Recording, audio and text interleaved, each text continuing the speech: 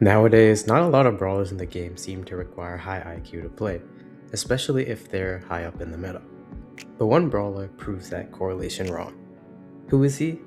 The one, the only, Buster. In this video, we'll talk about Buster's basics and go more in depth into what I believe the one true tank in Brawl Stars is, talking about his unique playstyle, his quirks, and his matchups.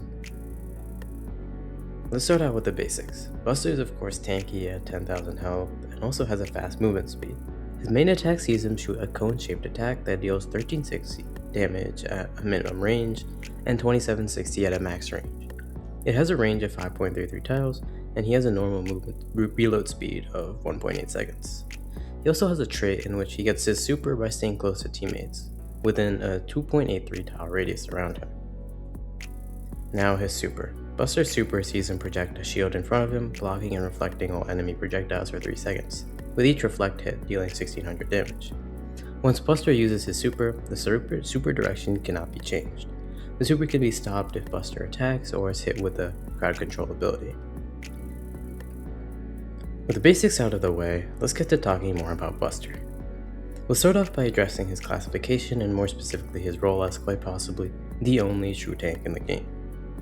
But first, what exactly is a true tank? I made a whole video on this, but for a brief definition, a true tank is a character that has high health and uses that health to soak up damage for the team, either with their health or another damage soaking ability. These tanks are great for pushing up the map and helping the team push up alongside them, while also not being that great in 1v1 situations. With how Brawl Stars works, especially considering self-sufficiency, the concept that every brawler should theoretically win against every other brawler, a true tank shouldn't exist in the game of Brawl Stars. Yet, against all odds, one has survived and actually thrived, and that's Buster. So how is he a true tank? Well, his main purpose is tanking for the team, with his main tanking device being his super. His super allows him to block damage from his team while simultaneously allowing him and his teammates to push up the map and create space. Finally, his mediocrity in 1v1 situations seals the deal for his classification as a true tank. With this classification on the way, let's talk a little bit about his playstyles. First of all, we need to understand that he's radically different from basically every other tank, starting with his main attack. A lot of tanks such as Primo, Bull, Daryl, BB, Jackie, and Rosa, among others, perform best at a very, very short range. Not Buster. It's not like he has a crazy range, but he's best at a more close to mid-range, allowing him a versatility that a lot of other tanks don't have. Now his super. His super is probably the most unique out of any of the tanks. Most tank supers involve either a movement tool or some damaging tool. Buster's doesn't involve either. In fact, it's the exact opposite. You move slower and you can't even attack during your super. It and Ollie's super may be the only selfless tank supers, and even Ollie is allowed to attack during his super, while Buster can't. With all this in mind, it's easy to see that he's almost a completely different class from the rest of the tanks. Overall, Buster has a very unique playstyle. He's a brawler that relies on others and causes others to rely on him. With the way his super charges, he needs teammates to be near him. With the way his super operates, he needs his teammates to be near him to get maximum value. Buster is a very teammate-oriented brawler to the point that you could make an argument for him as a support. However, that's not to say he can't fend for himself. He's very solid and consistent damage with solid range, allowing him to continually pressure enemies with his damage. However, the main problem comes with his ability at short ranges. Buster doesn't really do burst damage, nor does he have any tool to actually deal burst damage. Nor does he have any anti-aggro tools, nor does he have a movement tool. This means that if he's caught in a 1v1 at close range, he has to purely rely on health and damage. Against someone like an Edgar with self-healing, or a lot of other brawlers with insane burst damage, this isn't enough. And this leads us to talking about Buster's matchups. First of all, of course, the aggro matchup. As I just said, this is a great matchup for Buster, and it's the main reason why he thrives more with keeping his distance from enemies rather than getting up close, even to get the full damage on enemies. He's also poor against throwers actually. These guys can actually bypass Buster's shield, so there isn't much he can do against them when using it, as he can't really attack either when using a super.